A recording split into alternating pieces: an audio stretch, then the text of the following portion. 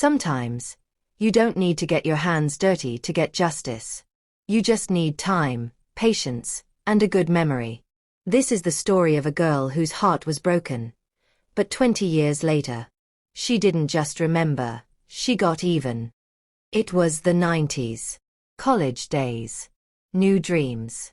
New love. That's when I met Jake, a charming 23-year-old PhD student in animal sciences. We fell hard and fast.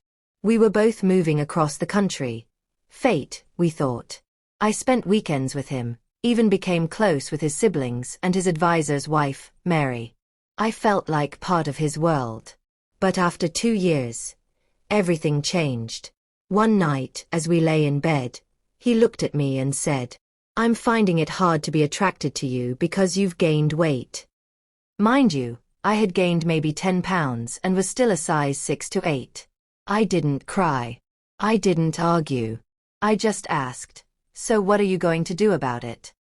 He had no answer.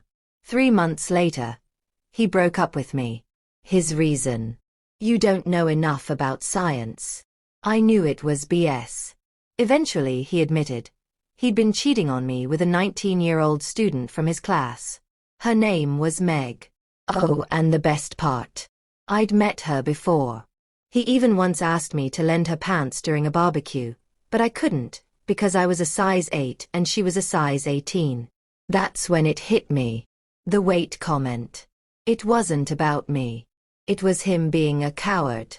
Trying to make me break up with him because he didn't have the guts to admit the truth. So, I didn't cry. I got even. I contacted his roommates. Turns out, they were the ones who told him to confess or they would. One of them, George, offered to help me grab my stuff. He said, "Come up for the weekend. Let's have some fun." So I did. While Jake was out, I took photos of all the animals in his house, especially the endangered one he had illegally, and another species banned in the state. That night, George and I came back from the bar. Drunk, laughing, me in a short dress, right in front of Jake and Meg. We made sure they heard everything. Was it petty? Sure. But the real revenge came next. I called Fish and Wildlife. Reported everything. Then, I contacted his advisor's wife, Mary, who I had lunch with so many times before. She was furious when she learned Jake had been sleeping with his student. Oh, and remember those roommates. They also reported him to the university for misconduct with a student. Soon after, officials came. They confiscated all his animals. Meg was clueless. Jake was unreachable. The house was cleared, only a tank of guppies remained. But I wasn't done. Jake had just secured a $30,000 EPA grant for his research. So, I called the EPA and told them about the investigation. He lost the grant. Had to repay it. Was blacklisted from future funding. The university revoked his scholarship, fired him as a TA, and denied his PhD. He left with a master's degree, barely. His illegal animal case?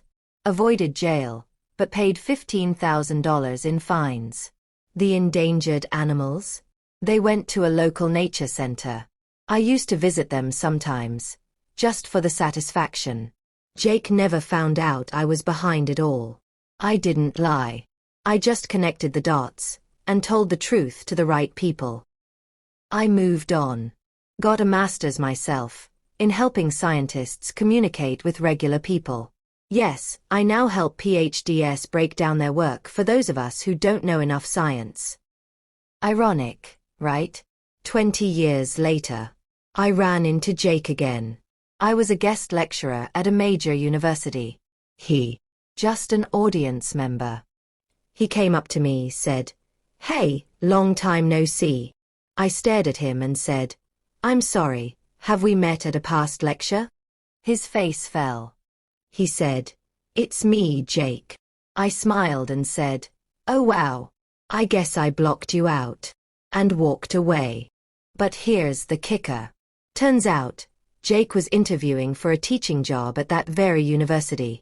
Over dinner with faculty, I casually asked, "He's teaching?" after what happened at his last university. They looked concerned. I told them the basics. The affair. The scholarship loss. The complaints. Just facts. A few days later, my old friend Mary called me. Someone had pulled Jake's file for a background check. And guess what? It still had the complaint letters. The expunged arrest. The record of his disgrace. He's not getting that job. So yeah, sometimes the universe does come through, especially when you help it. Just a little. I didn't scream. I didn't threaten. I just exposed the truth. To anyone listening, especially the younger ones. If someone you love makes you feel small because of your body, intelligence, or worth, that's not your flaw, it's theirs. And sometimes, karma just needs a little nudge.